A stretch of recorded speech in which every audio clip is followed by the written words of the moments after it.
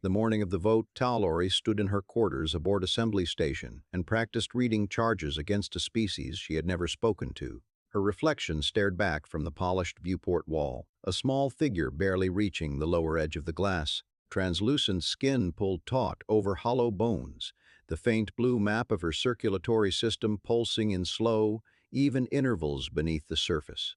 Her eyes, large and luminous, held the pale silver of perfect neutrality. She looked exactly like what she was supposed to be, unremarkable, invisible. Anisari. 17 charges. She had memorized each one, though the datapad rested on her desk as backup. Count 1. Unauthorized military intervention in 7 sovereign conflicts. Count 2. Formation of unsanctioned bilateral alliances with 14 species. Count 3.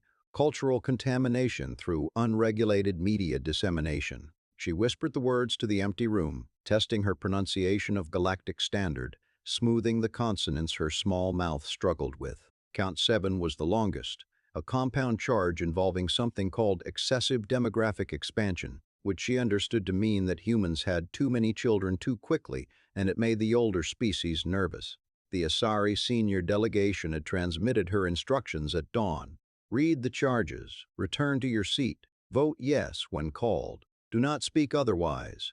Do not make eye contact with a human delegation. Do not improvise. She had not asked why the Isari were voting yes. 600 years of assembly membership had taught her species that asking why was the fastest way to become noticed, and being noticed was the fastest way to become a target. The Isari had a word for their survival philosophy.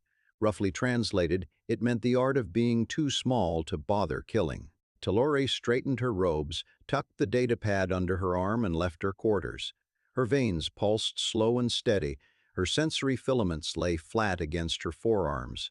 Everything was exactly as it should be. The assembly hall consumed her. She had been inside it before, during orientation, during routine sessions where she sat in the outer ring and pressed her voting pad in the direction she was told. But today the hall felt different.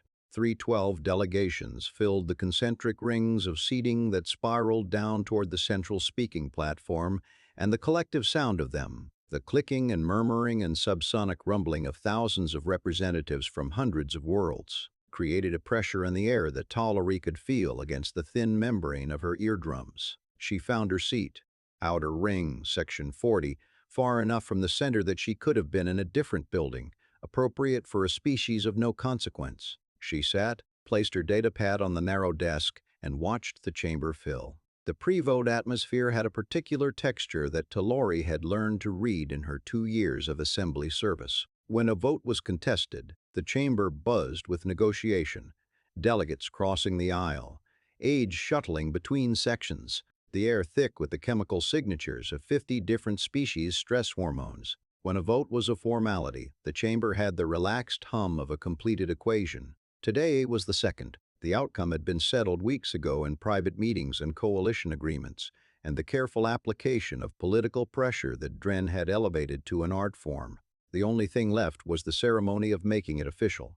High Legislator Dren arrived with the practiced gravity of someone who had been the most important person in rooms for 2 centuries. He was Morvathi, tall and silver blue, 4 arms folded in the formal configuration that signaled supreme confidence. His delegation took their seats in the inner ring, close to the speaking platform, close to power. Dren surveyed the chamber the way a composer surveys an orchestra, and Tal'Ori understood with sudden clarity that he had already conducted the vote in his mind and heard the result he wanted. The Growlak delegation settled into their reinforced section with the heavy deliberateness of a species that experienced gravity differently. Korvan, their senior legislator, was enormous even by Growlak standards, his hide scarred in patterns that Tal'Ori knew represented military engagements. He sat with his massive arms crossed and stared at nothing. Tal'Ori's perfect memory supplied the detail that Korvahan had been unusually quiet in the pre-vote sessions, attending but not speaking,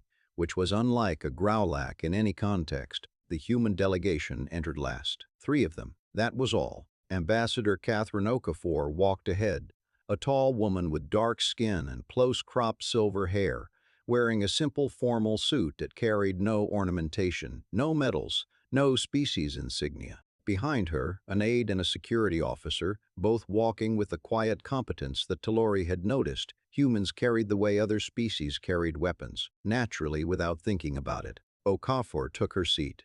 She placed a folder on the desk in front of her. Not a datapad.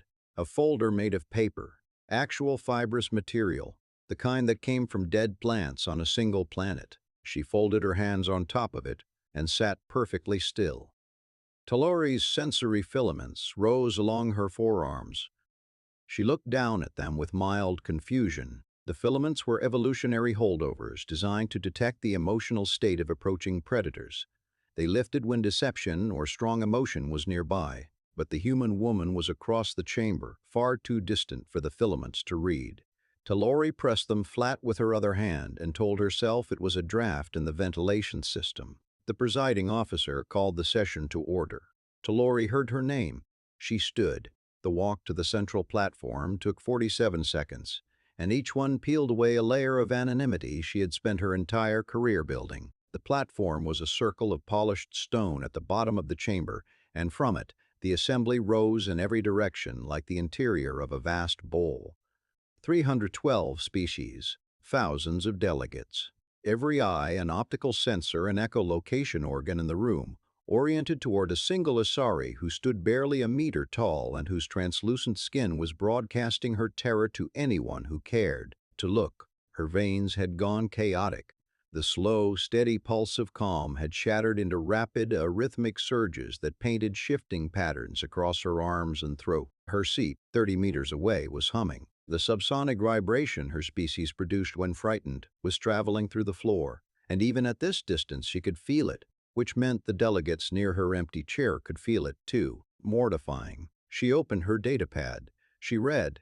The charges against humanity were recited in the formal cadence she had practiced, each one delivered with the appropriate weight and legal precision. Count 1, unauthorized military intervention. Count 4, resource distribution outside approved channels. Count 9, diplomatic engagement with pre-contact civilizations without assembly authorization. Count 13, refusal to submit demographic projections for review. Count 17, conduct incompatible with the principles of measured galactic integration. The facts were real. Every charge was documented. Humanity had done all of these things. They had done them repeatedly, enthusiastically, and without apology. As she read, Tal'Ori became aware that she was looking at the human ambassador. Okafor sat with her eyes closed, her hands still folded on the paper folder, and at each charge, her head moved in a faint nod. Not argument, not anger. Acknowledgement, as though she were hearing a list of things she already knew and had already accepted, and was simply confirming that the record was accurate. Tal'Ori finished. She returned to her seat on legs that trembled with residual adrenaline. The humming in her chair subsided. She placed her hands flat on the desk and noticed that her eyes, reflected faintly in the polished surface, had shifted from silver to a soft amber. She did not notice this. Dren took the platform. His address lasted 40 minutes and was the most technically accomplished piece of political rhetoric Tal'Ori had ever witnessed. He spoke without notes, his forearms moving in the precise gestural language the Morvathi used to emphasize logical structure, each point building on the last with architectural precision. Humanity was a destabilizing force. The numbers proved it. 40 years of membership, 340 protocol violations, an expansion rate 6 times the galactic average, unauthorized interventions in 7 conflicts, 4 of which were subsequently resolved in ways that contradicted Assembly-approved outcomes. Bilateral alliances formed outside the treaty framework, undermining the multilateral architecture that had maintained peace for millennia. He was right. That was the thing that settled into Tal'Ori's chest like a stone. Everything Dren said was factually accurate. Humans were loud. Humans were fast. Humans did not wait. Humans did not ask permission. The Assembly existed to impose order on chaos, and humanity was, by any measurable standard, chaotic. Dren paused at the apex of his argument and allowed the silence to work for him. Then he delivered his closing framework with the precision of a blade finding the gap in armor. The Assembly, he said, was not built to accommodate species that refused to be accommodated. Tolerance had limits. Patience had limits. The Galactic Order was a garden, and gardeners did not keep plants that strangled everything around them simply because those plants occasionally bore fruit. Several delegations that had been wavering applauded in their species-specific ways. The Cathar clicked their forelimbs in rapid unison. The Mordrathi emitted a harmonic tone of agreement. Even delegations the Tal'Ori had privately suspected might resist the vote were settling into alignment, their body language closing, their terminals oriented toward the yes option. Her sensory filaments were raised again. She could feel something spreading through the chamber, a frequency of collective conviction that pressed against her like deep water. The boat was solidifying into something that felt less like a political outcome and more like a geological event, slow, massive, and inevitable. The senior delegation signaled from the upper gallery, a subtle flash of bioluminescence that only Isari eyes could read. Vote yes when called. She nodded. The presiding officer called for the right of final address. Catherine Okafor stood. She picked up her paper folder. She walked to the platform with the same unhurried stride she had used entering the chamber, and Tal'Ori realized that the human woman moved through this enormous room as though the room had been built for her, not the other way around. She opened the folder. She said, "I am not going to argue against the charges. They are all true." The chamber shifted. Delegates exchanged glances. This was not standard rhetoric. The accused was supposed to deny, deflect, mitigate. Acceptance was not a recognized defense. Okafor said, "Instead, I would like to read something into the record. A list." She began. Stardate 2000-2000.3.3. Human Carrier Group HSS Meridian diverts from scheduled patrol to respond to distress signal from Krellian colony ship. 4,000 Krellian civilians evacuated over 19 hours. Authorization, none. Compensation, none. Her voice was level. No emphasis, no performance, no rising inflection designed to manipulate emotion. She read the way a clerk reads an inventory. Dates, names, locations, numbers. Stardate 2849.1. Human medical vessel HSS Nightingale deploys to Thesari border station during withering plague outbreak. 47 human volunteers remain for 6 weeks. Survival rate in human-assisted treatment wards, 84%. Assembly standard survival rate in same outbreak, 31%. Authorization, none. Compensation, none. The list continued. Tal'Ori sat in her chair and listened as the ambassador turned pages of dead plant matter and recounted 40 years of what humans had done with their chaotic, protocol-violating, destabilizing presence in the galaxy. Stardate 2851.6. Human agricultural specialists deployed to Torvalis IV during the Blight famine. 17 human volunteers remain for 14 months. Introducing soil remediation techniques adapted from Earth's own history of agricultural collapse. Crop recovery begins within 3 growing cycles. Authorization, none. Compensation, none. Okafor turned a page. The paper made a small dry sound in the silence of the chamber. She did not look up. Stardate 2855.2. Human engineering frigate HSS Aldrin deploys to Nevchi orbital station after solar event damages atmospheric processing systems. Human crew works in hard vacuum for 72 consecutive hours to restore life support before atmospheric reserves are depleted. 2 human engineers hospitalized with radiation exposure. Authorization, none. Compensation, none. The entries accumulated. A convoy of human civilian ships that diverted into active conflict space to evacuate refugees from a war that had nothing to do with Earth, losing 1 vessel in the process. A xenobiologist who spent 2 years decoding a communications barrier with the newly contacted Veln, working without pay from a tent on their surface because she found the problem interesting. A single human doctor who stayed on a plague world for 9 months after her relief team was recalled, because there were still patients, and who contracted a variant of the disease herself and spent 3 weeks in quarantine before being evacuated. The list was 231 entries long. Okafor read every one. None, none.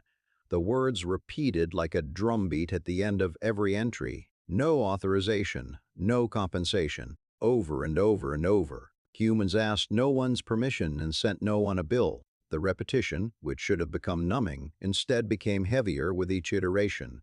The two words accumulating weight, the way water accumulates behind a dam. Somewhere around entry 150, Tal'Ori noticed that Dren had stopped watching Okafor and was watching the chamber instead. His forearms had shifted from the configuration of confidence to something closer to calculation. He was counting reactions, reading the room the way Tal'Ori's filaments read emotion, and whatever he was finding had changed the geometry of his posture. The chamber had gone quiet. Not the attentive quiet of legislators following an argument, but the heavy, pressurized quiet of people confronted with something they did not know how to process. Tal'Ori's filaments were fully extended, trembling, reading the emotional weather of the room like instruments reading a coming storm. Certainty was fracturing. She could feel it in the micro-expressions of delegates. She could see, and in the subtle biochemical shifts of species she could smell, and in the subsonic frequencies bouncing off the chamber walls. Something was breaking. Her eyes had gone deep amber.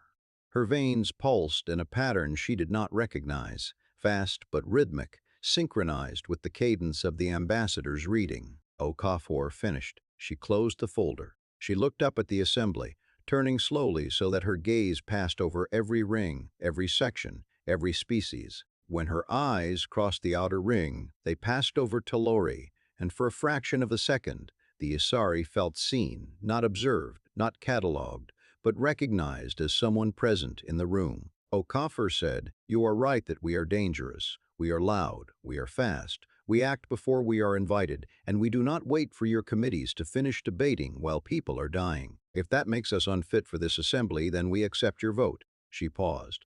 The silence was so complete that Tal'Ori could hear the mechanical systems of the chamber cycling air. But I want every species in this room to remember one thing.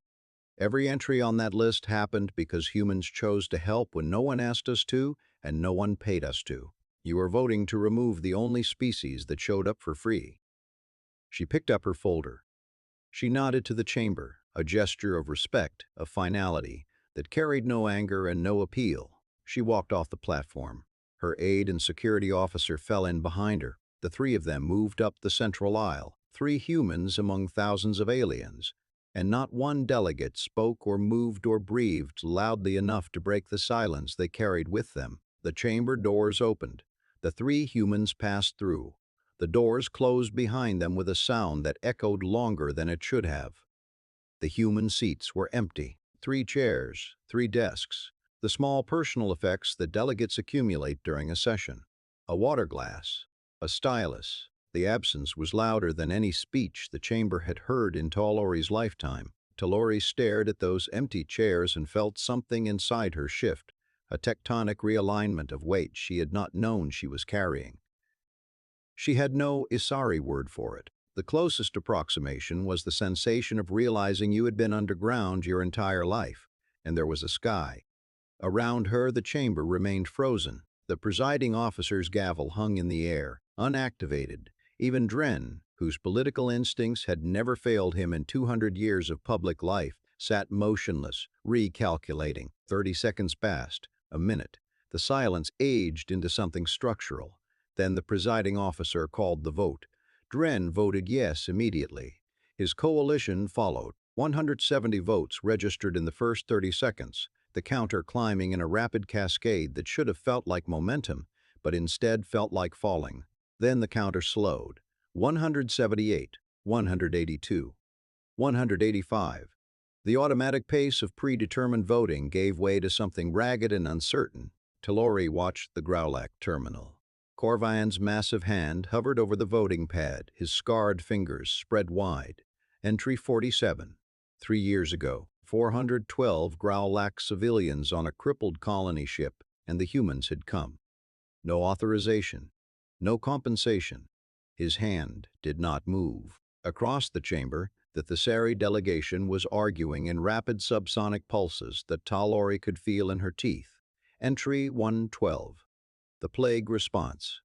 84% survival. The Krellian ambassador had pushed his chair back from his terminal entirely, all 4 arms folded, his crest rigid with something that looked like defiance. Entry 1, the very first item on the list. The counter reached 188 and stalled. 2/3 majority required 208. 20 votes short. Minutes passed that felt like geological epics. Dren's signals radiated from the inner ring, his four arms cycling through increasingly urgent gestural commands to his coalition allies. The Morvathi aides flanking him were working their communication terminals with visible agitation, sending private messages to wavering delegations. The count crept upward in agonizing increments. 191. A pause. 194. Another pause. 197. And then nothing. The counter hung in the air like a held breath, projected on every display surface in the chamber, and it did not move. Tal'Ori noticed something she had never seen in the assembly before. Delegates were not looking at their terminals.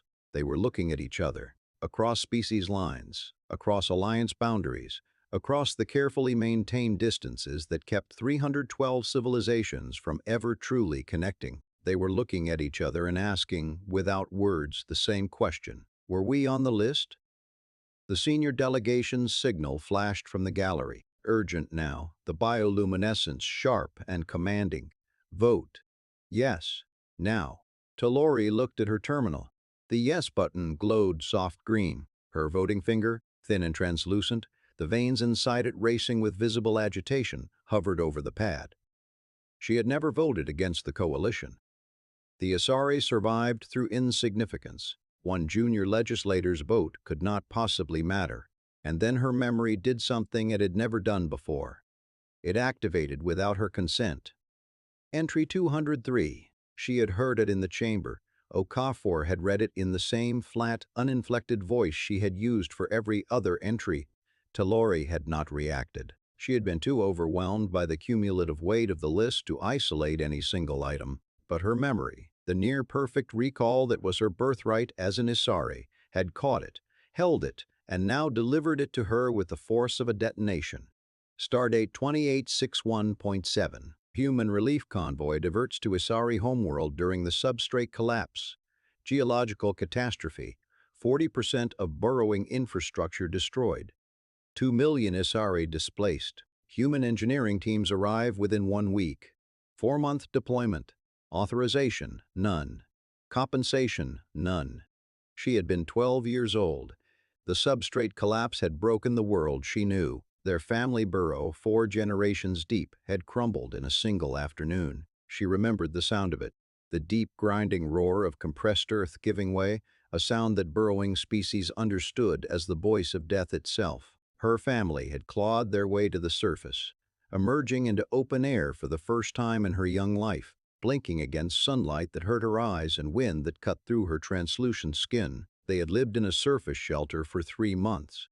For a species that evolved underground, it was a special kind of torture. The sky was an open wound, vast and uncontained and wrong. Tal'Ori had nightmares about falling upward into it. Then the humans came. She remembered their ships descending, ugly functional transports with no aesthetic consideration whatsoever, landing in fields that the Asari were too frightened to cross. She remembered the engineering teams unloading equipment she did not recognize and beginning to work with a speed that bordered on violence, tearing into the broken substrate with machines that roared and shook the ground. And she remembered one human in particular, a woman with dark hands and a wide, bright smile who had been assigned to their sector. She worked 16-hour days. She learned 3 Asari words in the first week: home, family, and safe. Every morning when she arrived at the worksite, she said the Asari word for home as a greeting, her pronunciation terrible, but her intent unmistakable. She carried Tal'Ori on her shoulders once, walking up a hill to a vantage point above the reconstruction zone, and pointed at the sky. The stars, the woman had said. That is where I came from. That is where your friends are. 12-year-old Tal'Ori had looked up and felt the sky change from a threat to a promise. She had not thought about this in 48 years. She thought about it now, sitting in the outer ring of the largest enclosed space in galactic civilization, her thin finger hovering over a green button, and her eyes flooded violet, not the violet of distress, something deeper, something that welled up from a place beneath strategy and survival and the 600-year-old architecture of Asari insignificance. Her veins blazed in patterns that any nearby delegate could read as crisis, and her seat hummed with subsonic vibration, loud enough that the Tal'Ori delegate beside her shifted away with visible discomfort. She pressed a button. not yes. For the first time in 600 years of Isari Assembly membership, a junior legislator voted no. The notification traveled instantly. In the upper gallery, the senior delegation reacted with the closest thing to shock that Isari physiology permitted, their veins flaring white, their filaments rigid, their luminous eyes wide. And Isari had broken coalition. The impossibility of it registered across the chamber's information networks in seconds. Tal'Ori sat in her chair, her fingers still on the pad, her whole body trembling with the subsonic frequency of fear, and she did not take it back. Within minutes, something extraordinary happened. 3 other minor species, delegations that had spent centuries practicing the same philosophy of survival through insignificance, changed their votes. The Tal'Ori, the Neth, the tiny Quarai delegation, whose representative was smaller than Tal'Ori, not because of political calculation, because they had watched an insignificant legislator press the wrong button, and her reasons were written in the violet light of her eyes, and the chaos of her veins and the trembling of her small body, and every camera in the chamber had broadcast it to the galaxy. The vote stalled at 203. 5 short. Dren called for a recess. During the recess, Okafor's list circulated on every galactic news network. Every entry verified, every date confirmed, every none highlighted and repeated until it became a phrase that resonated across worlds. By the time the assembly reconvened, 14 more delegations had withdrawn their yes votes. The resolution failed. It did not die dramatically. It was tabled for further review, which in assembly language was an unmarked grave from which no resolution had ever returned. The human delegation returned the following session. Okafor placed her paper folder on the desk, folded her hands, and said nothing. The presiding officer moved to the next item on the agenda, a trade dispute between the Mordrathi and the Tal'Ori, and the machinery of galactic governance resumed as though nothing had happened. But something had happened. The empty space where the resolution had been was not empty at all. It was full of 231 entries, and none, in the memory of a small alien pressing the wrong button. 3 weeks later, Tal'Ori was summoned by the senior legislator. She walked into the meeting room expecting censure, removal from her post, perhaps expulsion from the delegation entirely. The formal consequences of 600 years of doctrine shattered by one vote from one junior representative who had forgotten her place. She had prepared herself for it. She had even, in a small and private corner of her mind, accepted it. Some prices were worth paying, though she could not have articulated why she believed this. It was a new kind of thinking for an Isari, and it sat uncomfortably in a brain evolved for caution. The senior legislator was old, his translucent skin showing the slower, thicker veins of advanced age, his luminous eyes a perpetual pale gold that suggested a permanent state of gentle contemplation. He sat in a low chair that brought him closer to Tal'Ori's height, which he recognized as a deliberate kindness. He looked at her for a long time, his filaments flat, his veins steady, his expression unreadable. "Why?" he said. Tal'Ori told him about the human woman with dark hands and a bright smile, about the Isari word for home spoken every morning in a terrible accent, about being carried up a hill on alien shoulders to look at stars she had been afraid of, about 48 years of forgetting and then remembering in the exact moment when remembering meant everything. The senior legislator was quiet for a long while. His veins pulsed in the slow, contemplative rhythm of deep thought, and Tal'Ori could see that his filaments, old and worn, had risen slightly from his forearms. He was reading her, not with suspicion, but with something she had never seen directed at her from a senior Isari, interest. Then he told her something that reshaped the architecture of everything she understood about her own species. The survival strategy, he said, insignificance, following the powerful, never challenging. We adopted it 600 years ago after the Keth hegemony nearly annihilated us. 90% of our population, gone in a single generation. The survivors built a doctrine from their terror. Follow the strong, never resist, never be seen. It preserved us. I will not deny that. We are alive because of it. He leaned forward. His gold eyes carried a weight that Tal'Ori realized was not contemplation but exhaustion. But I have spent 160 years in this assembly. I have watched us survive by becoming nothing. I have cast 10,000 votes. and I cannot remember a single one that was mine. They were all someone else's. Dren's or his predecessors, or whoever held the most power in the room. We are alive and we are invisible, and I am no longer certain those are different from being dead." He paused. His eyes, old and gold, met hers. "Perhaps it is time to be small in a different way, not invisible, simply small enough to see what the large species miss." He did not punish her. He assigned her to the Human Affairs Committee, a posting so minor that no delegation had requested it in a decade. Tal'Ori accepted it the way she had accepted everything in her career, quietly, without protest, but for the first time with something that felt like choosing. On her first day, she visited the human delegation's offices. They were located in a wing of the station that other species rarely entered. The corridors slightly warmer than galactic standard, the lighting slightly yellower, tuned to a star Tal'Ori had never seen. Okafor was there. She sat behind a desk covered in paper, actual paper, stacked in piles that seemed to have their own organizational logic. She looked up when Tal'Ori entered and studied her for a moment with the same still, unreadable composure she had carried on the platform. "Junior Legislator Tal'Ori," Okafor said. "I know who you are." Tal'Ori's filaments rose. "You do? You read the charges, and then you voted no." Okafor's expression shifted by degrees, the stillness warming into something that was not quite a smile but occupied the same territory.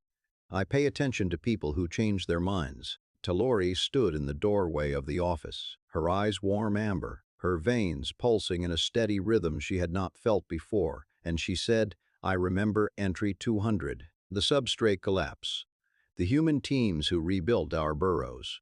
There was a woman. She showed me the stars. I have been looking at them ever since. I just forgot why until you read that list." Okafor was still for a moment. Then she opened a desk drawer and produced something, a paper folder, identical to the one she had carried to the platform. She held it out. Tal'Ori took it in thin, translucent fingers. On the front, in handwriting that was slightly uneven and entirely human, were 5 words: "For the ones who remembered." She held the folder against her chest. Her eyes shifted to violet, but not the violet of distress or moral conflict. A different shade, luminous and deep, the color of something that had no name in the Isari language, but that she thought the humans on that list must have felt every time they chose to help when no one asked them to and no one paid them to. She thought the human word for it might be purpose. Her sensory filaments settled flat against her forearms. For the first time since she had entered the assembly, they lay smooth and still. She was not sensing for threats. She was not reading the room for danger. She was not afraid. She was small. She had always been small, but she was beginning to understand that small was not the same as invisible, and invisible was not the same as safe, and safe was not the same as alive. She tucked the folder under her arm, the way she had once carried a datapad full of charges against the species that had rebuilt her home, and she walked into the human delegation's offices to begin her work.